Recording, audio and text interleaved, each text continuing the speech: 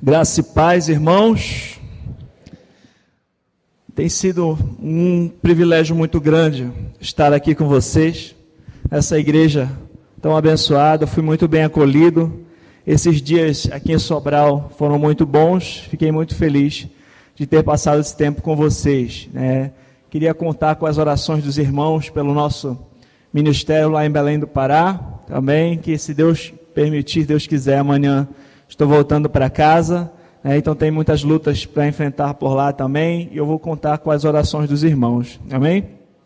Irmãos, durante esses dias nós temos trabalhado um tema, as marcas de uma igreja saudável, né? Nós já vimos 3 marcas aqui, nós falamos no início que não dá para esgotar o assunto, todas as marcas, mas a gente está vendo aqui, nós estamos vendo aquilo que é fundamental, que é principal e que toda igreja saudável necessita. Primeiro nós vimos o ensino fiel das Sagradas Escrituras. Depois nós vimos o quê? Comunhão. E o terceiro, hoje de manhã, a oração. Amém? E hoje nós vamos concluir aqui essa série de mensagens com a última marca desta série, que é a evangelização. Amém? Então, uma igreja saudável, ela não se envergonha do Evangelho. E ela também não envergonha o Evangelho. Amém? Então, antes de nós entrarmos na pregação em si, eu queria convidar os irmãos a nós orarmos ao Senhor. Vamos orar. Pai, coloco diante de Ti as nossas vidas, Senhor. Reconheço que sem Ti eu nada posso fazer, Pai. Eu clamo a Ti e eu Te peço, Senhor, em nome do Teu Filho, Pai, Cristo Jesus, porque sem Cristo, que seria de nós, Pai? Eu peço, Senhor, fala conosco essa noite. Usa-me como instrumento Teu para falar à Tua igreja, Pai. Prepara os corações para receber a Tua mensagem, Senhor. Nos dá mais do Teu Espírito. Nós necessitamos de Ti. Em nome de Jesus. Amém. Então, irmãos, a terceira marca que nós vamos trabalhar aqui é a evangelização. A igreja, ela tem uma grande comissão. Embora a gente saiba que nós temos que ensinar fielmente as Escrituras, que nós temos que viver em comunhão, nós temos que estar em oração, mas isso não é tudo. É necessário também nós participarmos do ID. Nós recebemos uma grande comissão, qual é? ID, pregai o Evangelho a toda criatura. Irmãos, hoje nós vamos observar aqui a vida de Paulo. Paulo, ele foi alguém que não se envergonhou do Evangelho. Nós vamos fazer um panorama, nós vamos passear pela carta de Paulo aos Romanos. Eu peço que vocês abram a Bíblia de vocês em Romanos. Irmãos, Paulo, ele foi alguém que ele amava o Evangelho, ele ama o Evangelho. Paulo, ele foi capaz de dizer, eu não dou valor à minha própria vida, o importante é que eu cumpra a minha missão e termine o trabalho que o Senhor Jesus me deu para fazer. E a missão é essa, anunciar as boas novas da graça de Deus, Atos 20 e 24. Né? Então Paulo, ele foi preso por causa do Evangelho, ele foi açoitado por causa do Evangelho, ele fazia de tudo por causa dos eleitos, para que estes viessem a alcançar a salvação, porque o meio de Deus trazer os seus eleitos é através da pregação do Evangelho, amém?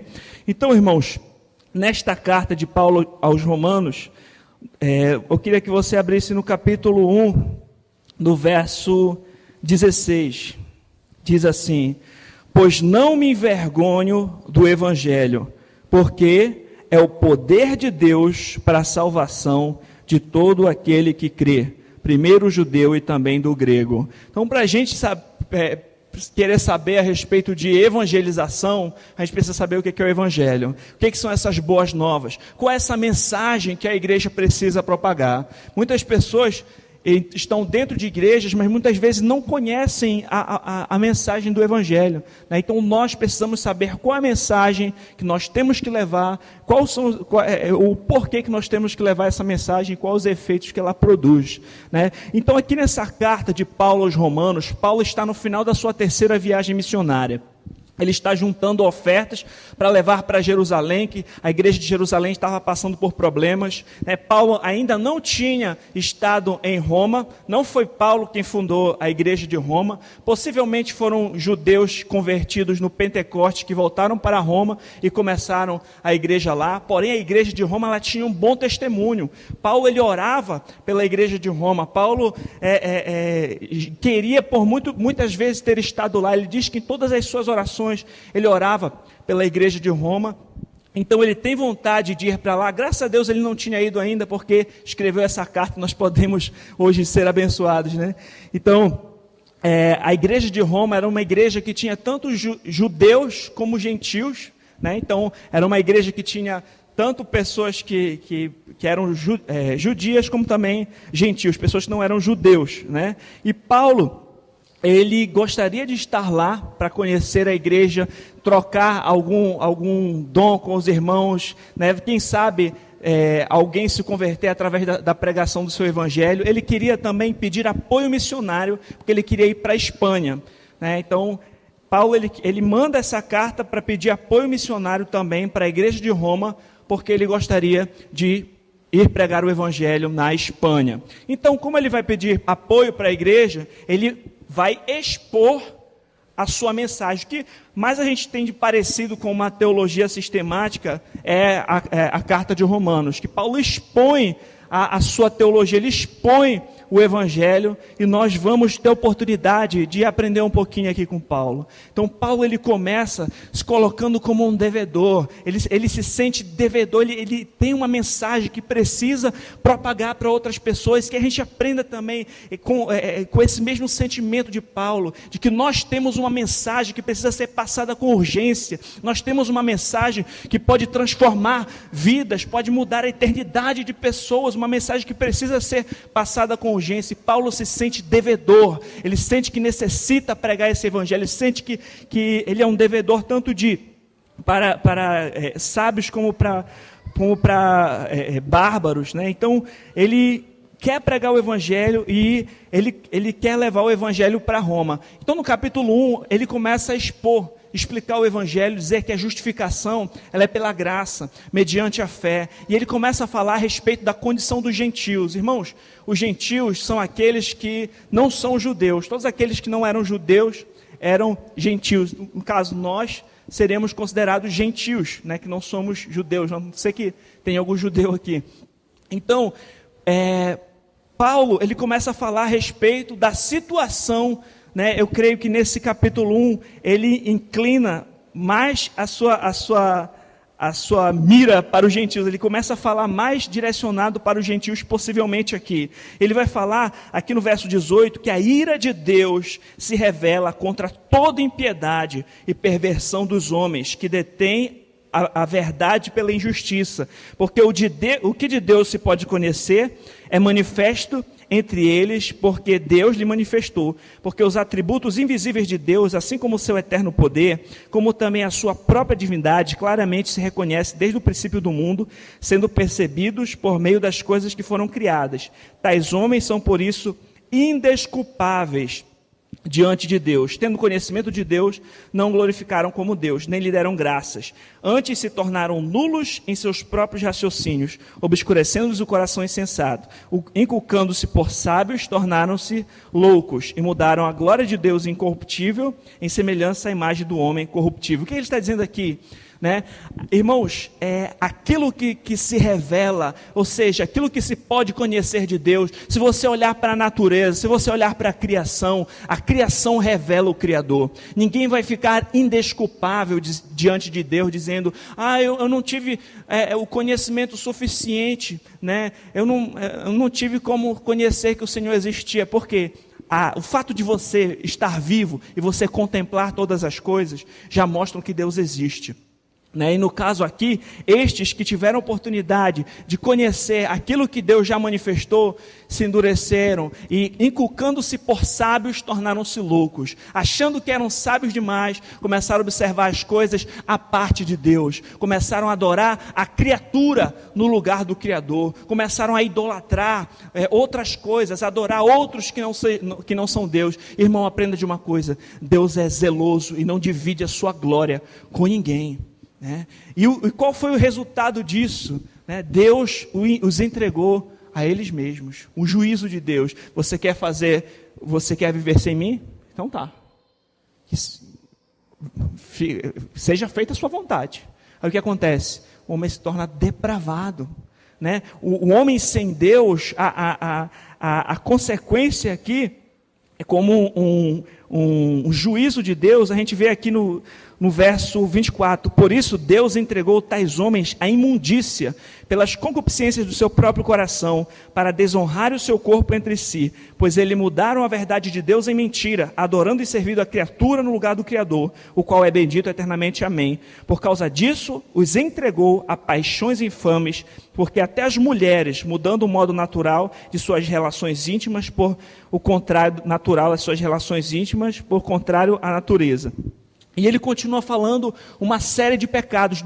O homem por ele mesmo, o homem abandonado por Deus, é miserável no pecado. Aqui ele fala de uma depravação das mulheres, trocando o seu uso natural com o homem, mulheres se inflamando com mulheres, falando de homossexualismo, falando de desobediência aos pais, falando de uma série de pecados, possivelmente voltando-se para os gentios, falando: olha, os gentios, vocês estão debaixo da ira de Deus. Vocês que idolatram, que adoram outros deuses, que Deus os abandonou, por isso que vocês estão vivendo dessa forma pecaminosa. Aí os judeus, eles poderiam parar e pensar: não, mas nós não somos assim. Nós temos a lei, nós somos religiosos, nós somos o povo escolhido. Mas aí Paulo ele chega no capítulo 2 e ele vai dizer: portanto, és indesculpável, homem, quando julga qualquer que seja, porque julgas o outro e a ti mesmo te condenas, pois pratica as próprias coisas que condenas. Então os judeus, eles tinham a lei, eles conheciam a lei, mas não praticavam. Se você parar uma pessoa na rua e perguntar: você se acha uma boa pessoa? A pessoa, o que ela vai dizer? Geralmente: sim, eu me acho. A pessoa, ela se compara logo com o pior pecador que ela conhece. Se ela for bem ruim mesmo, ela vai se comparar com Hitler, que é a última alternativa que ela tem. Mas o ser humano geralmente ele acha que ele é bonzinho. Mas eu quero perguntar para você: você acredita em Deus? Você se acha uma boa pessoa? Alguns vão dizer: eu me acho, nunca matei ninguém. Você já mentiu alguma vez? Já. Como é que a gente chama? Quantas vezes? Muitas vezes. Como é que a gente chama quem mente muito? Mentiroso. Já desobedeceu os pais? Já. Rebelde. Já cobiçou alguma coisa do próximo? Cobiçou a mulher do próximo? Já falou o nome de Deus em vão? Blasfêmia. Quando a gente vai passando pela lei, a gente vê que a gente não é tão bonzinho quando a gente acha que é. E se Deus é um justo juiz, se nós formos julgados por Deus, o que é correto que Ele faça? Mas Deus é bondoso. Eu pergunto: se você não for num juiz, você vai num tribunal e pega um cara que estuprou uma criança ou que cometeu alguma coisa terrível, e o juiz diz assim para ele: olha, eu não vou fazer nada com você porque eu sou um juiz bondoso. Esse juiz seria justo? Não. A gente ia querer justiça. E nós pecamos contra Deus, irmãos. Nós quebramos as leis de Deus. E Deus é justo. O que Deus deveria fazer? Emitir seu juízo, dizer: está condenado. Então os judeus, mesmo tendo o conhecimento da lei, não conseguiam obedecer à lei. O fato de você, por exemplo, tirar uma chapa do seu pulmão, você vê a chapa, não quer dizer que a chapa é o remédio que vai curar. A chapa só vai mostrar que está ruim a situação. Amém? Deu para entender?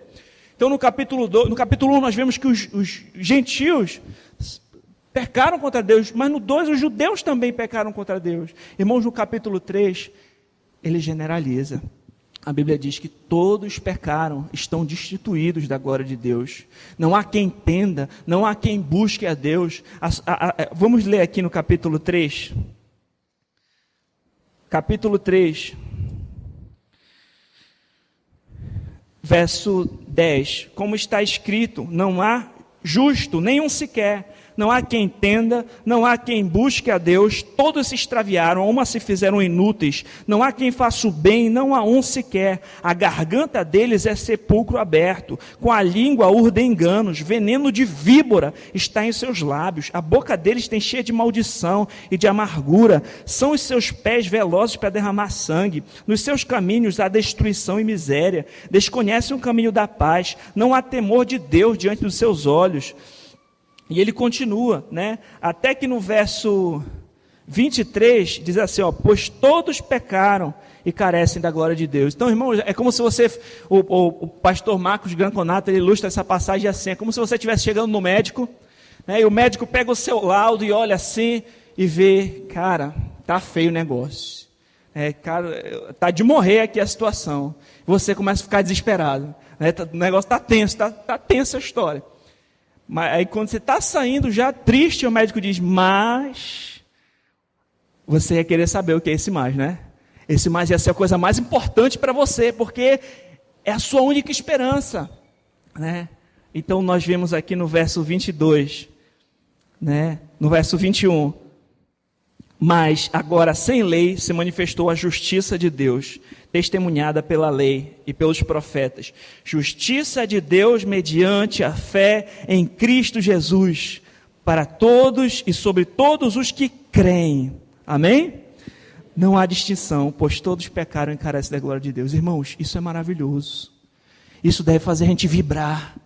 Que Deus prova o seu amor para conosco, mesmo nós ainda pecadores, Cristo morreu por nós. Irmãos, se a gente não entender a condição que nós estávamos, a gente acaba não entendendo a grandeza que é o Evangelho, a grandeza que é a salvação em Cristo Jesus. Eu tenho uma chave aqui. Por que vocês não se espantaram quando eu mostrei a chave?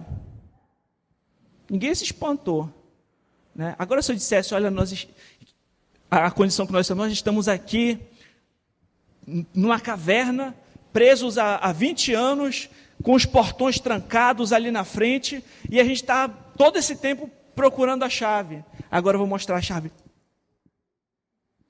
É outra coisa, né? Porque a gente entende a situação que estava, né? Então muitas pessoas vão evangelizar e simplesmente convidam, olha, você quer ter uma vida melhor? Vem para Jesus, né? Ou como se Jesus fosse simplesmente a cereja do bolo. Eu tenho tudo, mas eu tenho Jesus também. Não, irmãos. Se a gente não tem Cristo, a gente não tem nada. Ele é tudo, né? É como quando a gente só diz que só vai melhorar e você não explica o Evangelho, você não explica a condição, você acaba ensinando o Evangelho incompleto. Eu vou dar um exemplo para vocês. Imagina que a gente está no avião. Estou no avião aqui, aí alguém chega para mim e diz assim, olha, toma esse paraquedas. Esse paraquedas aqui ele vai melhorar a sua vida. Esse paraquedas aqui, poxa, vai melhorar a sua viagem, vai ser ótima a sua viagem. E aí eu pego e coloco o paraquedas. E quando eu vejo, eu fico mais desconfortável, né? Quando eu vejo a aeromoça sem querer pega e derruba um café na minha perna, né? E eu vejo que o paraquedas não me isentou desse sofrimento. O que eu vou fazer? Eu não quero mais, as pessoas estão rindo de mim, olha, está de paraquedas aí no avião. Eu ia tirar e ia guardar, né? Mas se a pessoa chegasse e dissesse, olha, está aqui esse paraquedas, dele depende a sua vida, você vai pular 7.000 metros daqui, se você não tiver com ele, você vai morrer, entendeu? O que eu vou fazer? Meu amigo, eu vou me agarrar nesse paraquedas, se deixarem cair café na minha perna, eu vou me agarrar mais ainda, se rirem de mim, não estou nem aí, porque a minha vida depende disso, amém? E nós precisamos também pregar o Evangelho da forma como ele é, né? Sem diluir o Evangelho, entendendo a grandeza, a profundidade que ele exige de nós. Então, irmãos, nós estávamos mortos em delitos e pecados.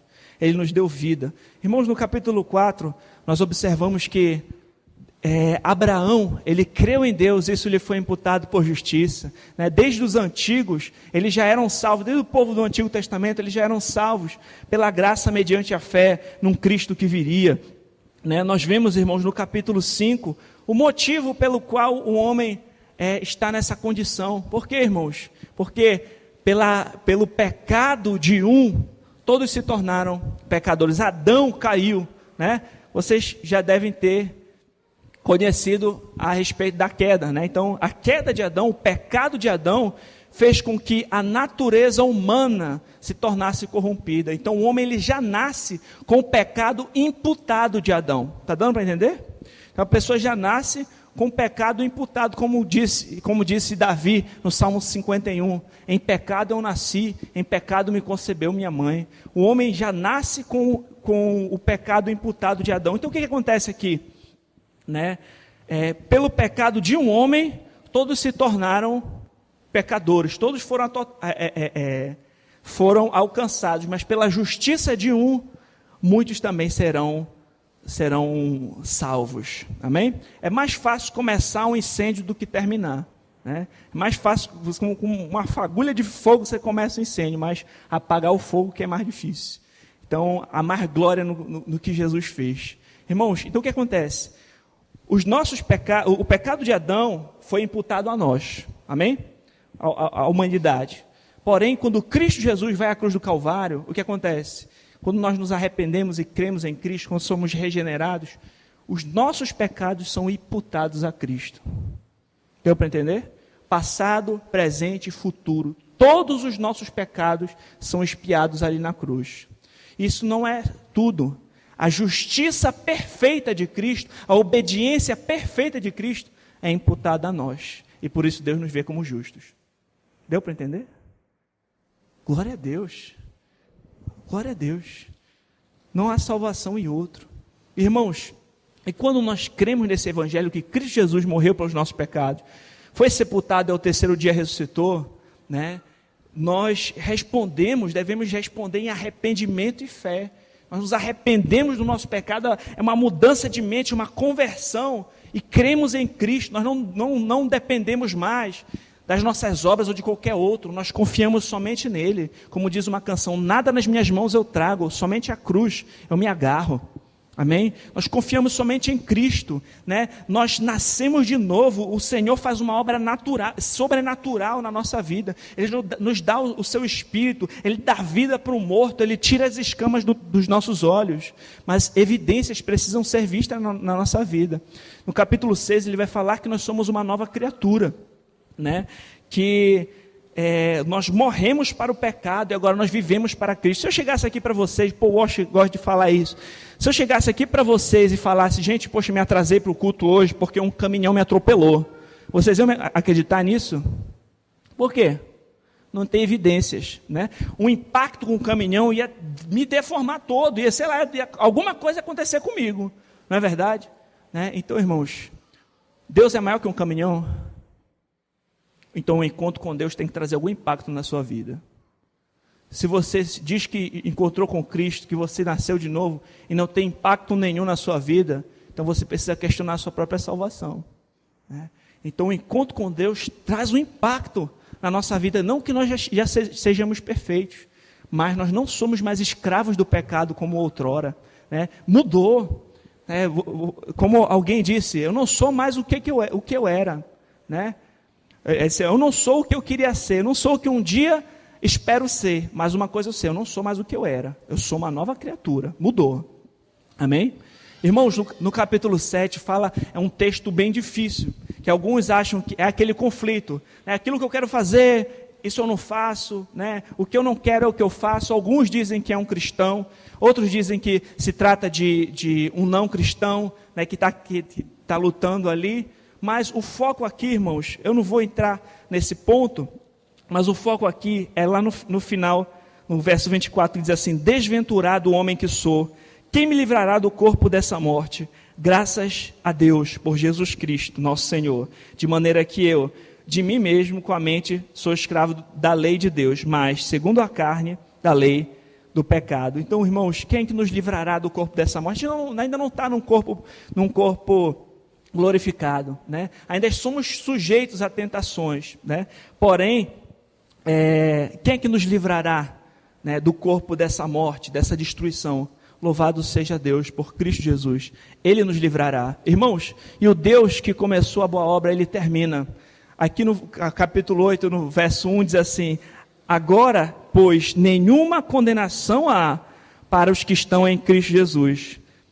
Amém? Não há mais condenação, né? Deus, o mesmo Deus que começa a obra, Ele termina, né? A Bíblia diz, irmãos, que aqui no verso 28, diz assim: sabemos que todas as coisas cooperam para o bem daqueles que amam a Deus, daqueles que são chamados segundo o seu propósito, porquanto aos que de antemão conheceu, também os predestinou para serem conformes à imagem do seu Filho, a fim de que seja o primogênito entre muitos irmãos. Irmãos, a obra de Deus na salvação é completa. O Deus que chamou de antemão, o Deus que predestinou, é o Deus que justificou e é o Deus que glorificou. Você vê que a palavra glorificou está no passado, mas ainda é algo que vai acontecer, porque é tão certo que vai acontecer, já está como algo acontecido. Deu para entender? Amém? Então, irmãos, nós vamos ver nas Escrituras a salvação acontecendo em 3 tempos. Você vai ver que a Bíblia diz que já fomos salvos, você vai ver a Bíblia dizendo que nós estamos sendo salvos, e você vai ver a Bíblia dizendo que nós seremos salvos. Como é que é isso? Irmãos, quando a Bíblia diz no passado que nós já fomos salvos, ela está falando da justificação, né? É o que Jesus Cristo fez na cruz, aquilo que eu falei, que os nossos pecados são imputados nele e a justiça dele é imputada a nós. É como um decreto, está consumado, já, você está salvo, está selado, é justificado. Nós não cooperamos com a justificação, ela é uma obra de Deus, foi terminada na cruz, amém? Mas todos aqueles a quem Deus justificou, Ele começa uma obra de santificação. Ele começa, a gente vê aqui, todas as coisas cooperam para o bem daqueles que amam a Deus, né? Para que nós sejamos moldados à imagem do Seu Filho. Então, durante a nossa vida, quando a Bíblia fala da salvação no presente, ela está falando desse processo de santificação, que é um processo progressivo, né? Que nós ainda não somos perfeitos, esse momento que a gente está lutando contra o pecado. Aí sim, na santificação nós participamos, de certa forma, mas Deus é quem nos guarda, Deus é quem está trabalhando ali. Se nós pecamos, nós nos arrependemos, né? Então, a santificação ela é progressiva e ela vai acontecer durante todo o processo da nossa vida. E quando a Bíblia fala da salvação no futuro, ela está falando da glorificação, né? Que é quando o Senhor Jesus voltar e nós vamos receber um corpo glorificado. Amém? Que não pode mais pecar. Ou seja, a justificação é a salvação da condenação do pecado. A santificação é a salvação do poder do pecado. E a glorificação é a salvação da presença do pecado. E o Deus que começou a boa obra, Ele termina. Amém? Irmãos, nada pode nos separar do amor de Deus, do amor de Cristo, do amor de Deus. Por quê? A Bíblia diz aqui, nem anjos, nem principados, nem potestades, nem poderes, nem o presente, nem o futuro, nem nada pode nos separar do amor de Deus que está em Cristo Jesus. Ele finaliza. Irmãos, continuando, nós vemos que o apóstolo Paulo, ele sentia um grande amor pelos judeus, que eram seus compatriotas, que não eram convertidos a Cristo. O Senhor Jesus veio para os seus, mas os seus não receberam, né? Os judeus negaram a Cristo, mas Paulo, ele tinha um amor pelo seu povo, ele orava, ele se colocou como Moisés, né? Se possível fosse anátema, para que os seus compatriotas viessem crer em Cristo. E eu pergunto para você, né? Você se compadece das pessoas? Você para pensar, olha como Paulo fez, ele olhou, poxa, Senhor, que eles venham crer em Ti, se possível, que eu seja anátema, mas que eles creiam em Ti. Então Paulo olha para os judeus e tem esse sentimento. Eu pergunto, você tem esse sentimento de alcançar o perdido, de alcançar talvez os seus parentes que não são crentes? Você tem orado, você se coloca diante de Deus pela vida deles? Aprenda com Paulo, amém, irmão? Porque eu mesmo desejaria ser anátema, separado de Cristo, por amor dos meus irmãos, meus compatriotas segundo a carne, falando dos judeus. E ele começa a falar a respeito da eleição, né? Que nem todos os de Israel são de fato, nem todos os cidadãos de Israel são Israel de Deus, né? Que Deus, Ele tem os seus eleitos, Deus, Ele tem o seu remanescente, que desde antes da fundação do mundo, Ele já escolheu. Deus, Ele escolheu Jacó, mas rejeitou Esaú. Ele vai falar a respeito da doutrina da eleição, né? Então alguém pode ficar achando, mas Deus é injusto. Aí ele vai dizer, quem é você, homem, para questionar Deus? Se ele quer fazer um vaso para honra, se um oleiro quer fazer um vaso para honra e outro para desonra, isso compete ao oleiro. Então, Deus ele tem misericórdia de quem quer, ele se compadece de quem ele quer, Deus é soberano, né? E por aí ele vai falando a respeito da soberania de Deus, e no capítulo 10, irmãos, ele vai falando a respeito da nossa responsabilidade. Deus ele é soberano, mas o homem é responsável pelas suas atitudes. Deus ele tem os seus eleitos, mas isso compete a Deus, né? Nós não temos essa missão de eleger ninguém, isso compete a Deus. A nossa missão é evangelizar, amém? Nós pregamos para todos, nós não sabemos quem são os eleitos, nós não sabemos quem é que vai crer, quem não vai crer, né? O semeador ele sai para semear e vai dormir. O Senhor vai dar o crescimento. Algumas sementes caem na beira do caminho, outras sementes caem nos espinhos, né? Outras sementes na terra seca, né? E outras caem no solo fértil. Mas a gente sai semeando. Nós temos que pregar o evangelho para todos, irmãos. Porque aqui no verso 14 diz assim: como, porém, invocarão aquele que não creram? E como crerão naquele que nada ouviram? E como ouvirão se não há quem pregue? E como pregarão se não forem enviados? Como está escrito, quão formosos são os pés dos que anunciam as boas novas. Então, boas coisas. Então, no capítulo 9, fala a respeito da soberania de Deus, mas no capítulo 10 fala a respeito da nossa responsabilidade. Como é que as pessoas vão ser alcançadas se ninguém pregar? Porque tem aquele que acaba se tornando, para lá no 9. Não, Deus elegeu, então deixa lá. Não, irmãos. A nossa responsabilidade é evangelizar. Nós, como igreja, precisamos evangelizar. Nós cristãos reformados, devemos evangelizar também. Nós devemos ir atrás do perdido. Nós devemos sentir dor e chorar, orar como Paulo. Nós devemos pregar, porque como é que ouvirão se não há quem pregue? Como pregar se ninguém se dispõe a ir? Então nós, irmãos, como igreja, devemos evangelizar, devemos ir atrás do perdido, devemos ir atrás dos eleitos do Senhor. E você individualmente, você é um embaixador de Cristo onde estiver. Possivelmente, irmãos, você pode alcançar uma pessoa que muitas vezes o pastor não vai ter oportunidade de conhecer, né? Muitas vezes o missionário não alcança. Lá na sua casa, lá na sua empresa, lá na fábrica, lá no hospital que você trabalha, ali você é um embaixador de Cristo, ali você deve testemunhar do Evangelho, ali você tem que pregar as boas novas da graça de Deus, amém? E nós como igreja também, como eu acho muito bonito o trabalho aqui dessa igreja, que de fato investe em missões, né? Isso é um diferencial muito grande, porque muitas igrejas não têm esse entendimento da importância que é esse trabalho que vocês fazem, né, de missões, né? Como o pastor falou, né, nós podemos ajudar orando, podemos ajudar contribuindo. Alguns de vocês podem ser chamados, talvez, para um dia aí ser um missionário em algum outro lugar, né? Então, nós podemos ajudar de várias formas. Um entra lá no poço, mas tem que ter o outro aqui segurando a corda, amém? Então, todos são importantes. Irmãos, e no capítulo 11 é interessante porque ele começa a falar a respeito de Israel. Alguém poderia achar, né, que, poxa, então Deus ele não elegeu Israel, não. Por quê? Porque tudo isso, irmãos, fazia parte do plano de Deus. Deus, ele escolheu Israel, sim, porém, nem todo cidadão de Israel, de fato, é Israel de Deus. Nem todo filho de Abraão tem a fé de Abraão, né? Nem todo nesse sentido, né?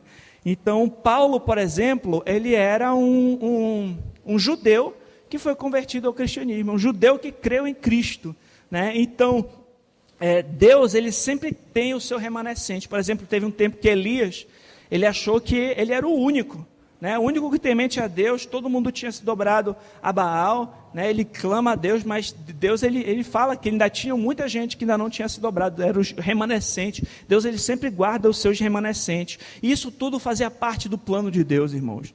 O fato de Israel se endurecer para Deus abriu a porta para os gentios.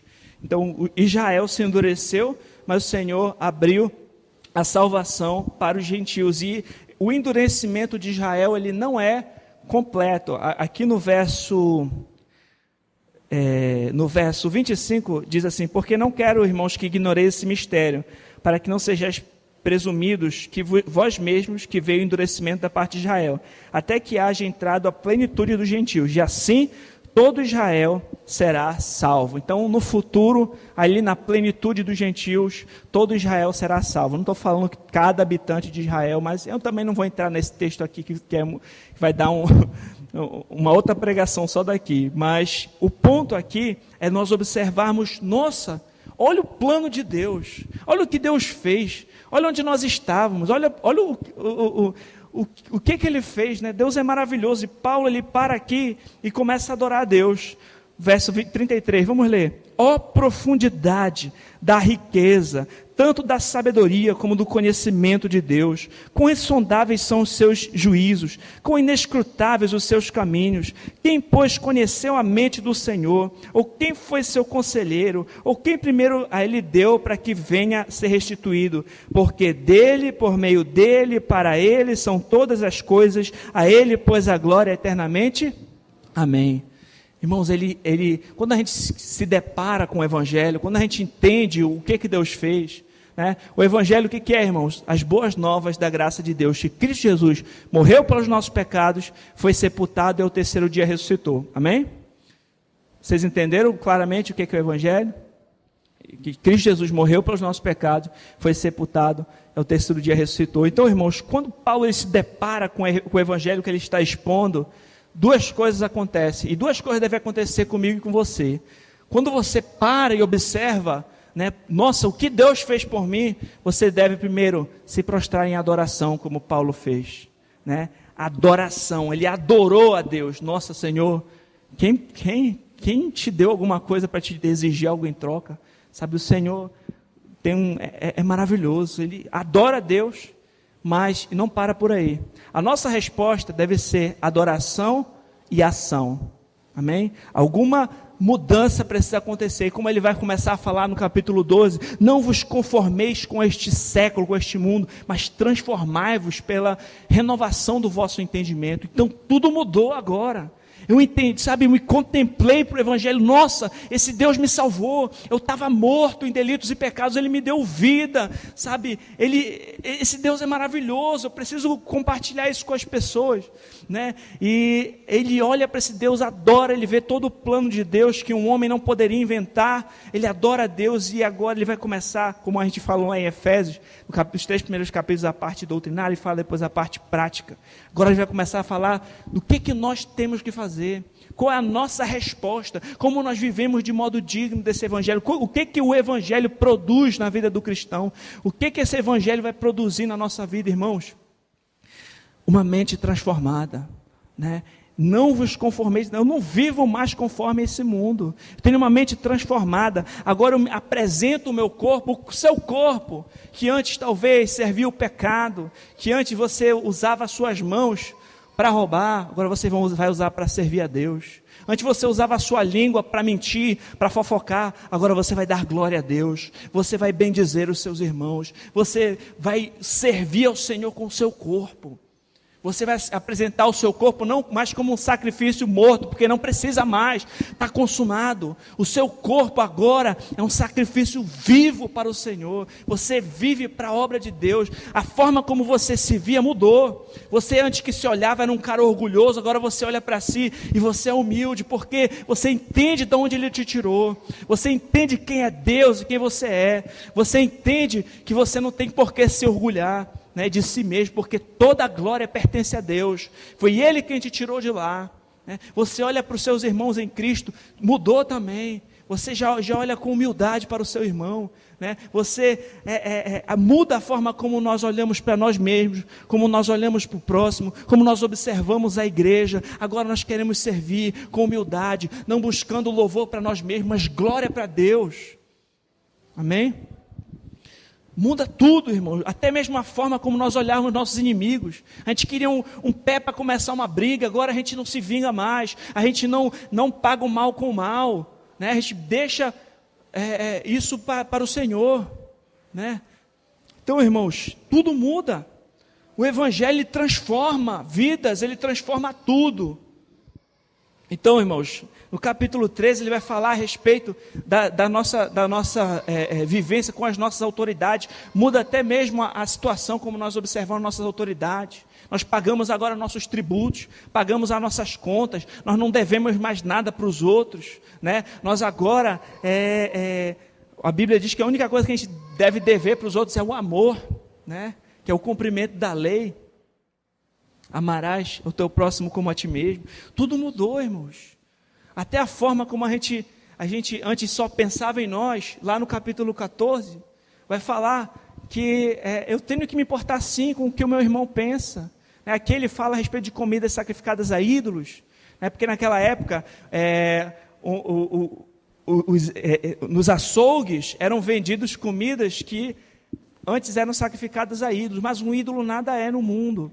Né? Mas alguns irmãos que antes eram gentios e se converteram, eles tinham uma fraqueza e pensavam, poxa, não se deve comer esse tipo de carne. E por serem fracos, né, mentalmente nesse sentido, né, então aqueles que entendiam que o ídolo nada que não tem problema comer a carne porque não tinha problema algum, ele não deveria comer por amor do seu irmão. Né? Ou seja, tem certas situações, irmãos, que nós temos que pensar assim no outro. Né? Nós temos que pensar, eu vou estar escandalizando meu irmão se eu fizer isso? Eu vou estar levando alguém a pecar se eu fizer isso? Né? Agora você não pensa só em você, você pensa no seu irmão, você pensa no irmão mais fraco, você pensa, né, no conjunto. Você, por amor, abre mão de certos, até mesmo direitos seus, por amor. Isso é maravilhoso, irmãos. E ele continua, irmãos, a carta falando a respeito da sua volta. No verso 15, nós que somos fortes devemos suportar as debilidades dos fracos e não agradar a nós mesmos. E depois, no verso 16, irmãos, ele começa a citar nomes. É o último capítulo, não se preocupe, já estou acabando, se eu estou sendo demorado, perdão. Mas ele começa a citar o nome de pessoas. Ele cita Priscila e Áquila, ele cita Timóteo, ele cita pessoas, e ele vai falando algumas características dessas pessoas, vai dizendo, fulano, fiel cooperador no Evangelho, ciclano, eleito do Senhor, mãe do fulano foi como uma mãe para mim, cooperou com o Evangelho. E eu pergunto essa noite para você, se Paulo citasse o seu nome, o que ele iria falar? Se Paulo citasse o seu nome, o que ele iria falar? Um fiel cooperador no Evangelho? Um amado irmão em Cristo? Ela foi como uma mãe para mim? Ou será que ele ia falar como Demas, amou o presente século? Ou como Alexandre, que atrapalhou muito o seu ministério? Irmãos, que essa noite você pare e pense. Né? Se Paulo ele citasse você, será que nós, eu e você, temos sido cooperadores do Evangelho?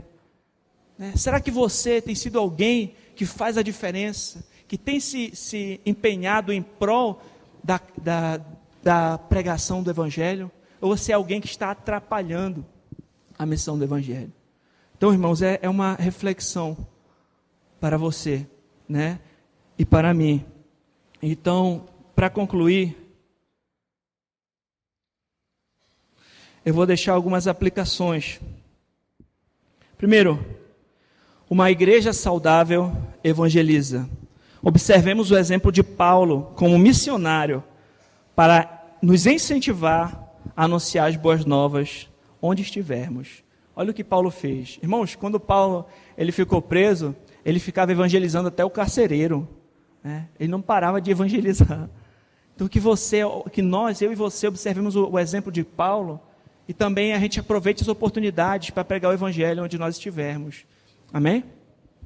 Segundo, nós devemos pregar o verdadeiro evangelho, não uma mensagem diluída, porque uma mensagem diluída pode causar problemas, né? Então tem muitas pessoas que as pessoas prometem uma coisa, né? Eu vim para a igreja, agora está tendo problema. E onde é que na Bíblia diz que a gente não vai passar por dificuldade? Nós passamos por lutas, por tribulações. A diferença é que o Senhor está conosco. A diferença é que nós lançamos sobre Ele nossa ansiedade. A diferença é que até mesmo nas tribulações, todas as coisas cooperam para o nosso bem. A diferença é que, mesmo que nós passamos por tribulações terríveis, elas não têm como se comparar com o peso de glória que há de ser manifesto. Amém? Então, pregue o evangelho verdadeiro. Né? Não pregue mensagem diluída. Terceiro, Paulo se colocou diante de Deus para, se possível, fosse anátema, para que os judeus fossem salvos. Qual é o nosso zelo pelas pessoas que ainda não são convertidas? Né? A eleição compete a Deus, irmão. Nós temos que evangelizar, nós temos que orar. Né? Qual é o nosso zelo por aqueles nossos parentes que não são alcançados? Pelas pessoas que nós amamos e que não servem a Deus? Que nós pensemos nisso. Paulo, ele colocou a sua vida, né? Como Moisés também colocou: Senhor, se possível, risca o meu nome, mas salva o teu povo. Né? Então, que a gente também pare e observe: será que eu tenho zelo pelo próximo? Para que seja salvo. Irmão, outro ponto aqui: a fé vem pelo ouvir a palavra de Deus. Para crerem é necessário pregar o evangelho. Não se cale, não desperdice a sua vida, anuncie o evangelho, não se cale. Né? É necessário pregar para crer, para que haja. E último ponto: contemplar a mensagem do evangelho nos leva a duas coisas: adoração e ação. Como a gente viu aqui, Paulo: quão inescrutáveis são os teus juízos, como quem te deu alguma coisa para pedir algo em troca, como tu és maravilhoso, porque dele, por meio dele, para ele são todas as coisas. E a ação, que a gente viu aqui, né? Colocar a sua vida agora para servir a Deus, você observar todas as coisas de forma diferente, à luz do evangelho do nosso Senhor Jesus Cristo. Então, irmãos, uma igreja saudável é uma igreja que evangeliza. Uma igreja saudável investe em missões. Uma igreja saudável evangeliza, prega o verdadeiro evangelho. Né? E um cristão saudável é um embaixador de Cristo, onde estiver. Amém? Eu vou relembrar as 4 marcas, porque já estou concluindo, para que você guarde, medite, e não só isso, aplique, viva, coloque na prática. Não seja só ouvinte da palavra, mas praticante. Amém? Primeiro, uma igreja saudável valoriza o ensino fiel das Escrituras. Um cristão saudável valoriza o ensino fiel das Escrituras. Medita, memoriza e aplica na sua vida as Escrituras. Lâmpada para os meus pés é a tua palavra, luz para o meu caminho. Né? Guardei a tua palavra no meu coração para não pecar contra ti. Um cristão fiel valoriza o ensino. Temos uma biblioteca na igreja, né? Tem bons livros lá. Leia a sua Bíblia, leia os livros da biblioteca, se invista, sabe, né, no seu próprio crescimento espiritual. Não só para ser sabichão, mas para viver, mas para crescer em piedade, para crescer em comunhão com o Senhor, para que a sua vida venha glorificar a Deus. Segundo, comunhão. Uma igreja saudável valoriza a comunhão, levar as cargas uns dos outros, amar uns aos outros, perdoar uns aos outros, orar uns pelos outros, né? Não fazer acepção de pessoas, né? Mas tratar cada um, né, de forma digna, de forma correta, cristã. Amém? Que a gente aprenda isso na prática. Nisso conhecerão que sois meus discípulos, se amardes uns aos outros. A igreja é um povo diferente, irmãos. No mundo não tem o mesmo amor que existe na igreja. Um amor abnegado, né? Com humildade, com mansidão, com paciência, suportando uns aos outros em amor, esforçando-se diligentemente para manter a unidade do Espírito no vínculo da paz. Terceira marca, a oração. Devemos orar sem cessar. Se tem alguém sofrendo, ore. Tem alguém alegre, cante louvores, ore a Deus louvando. Né? Tem alguém doente, chame os presbíteros para orar em favor daquela pessoa. Né? Confesse os pecados uns aos outros, orem uns pelos outros. Elias foi um homem de oração. Né? Ele orou, o Senhor fez parar de chover, orou de novo, insistentemente, o Senhor fez chover. O nosso Senhor Jesus orou. Né? Na Bíblia vemos homens de oração. Antes dos avivamentos o povo estava orando. Charles Spurgeon falou que a nossa igreja não avançaria muito enquanto a reunião de oração não tivesse o foco principal dos irmãos, que você, como um cristão de oração, seja um homem de oração, seja uma mulher de oração, e que a igreja também estimule a oração, né? Tire um tempo no seu dia, de acordo com a sua disponibilidade, para você ter momentos para ficar a sós com Deus, orando, meditando nas Escrituras. Isso vai fortalecer a sua vida espiritual, né? E a igreja tem que incentivar isso. Uma igreja saudável incentiva e valoriza a oração. E o último ponto que nós vimos hoje, irmãos, a evangelização.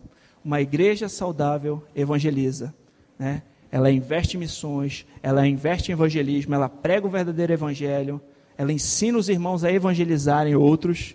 E um cristão saudável é um embaixador de Cristo onde estiver. Pregue a palavra, seja em tempo ou fora de tempo. Evangelize. Deus abençoe.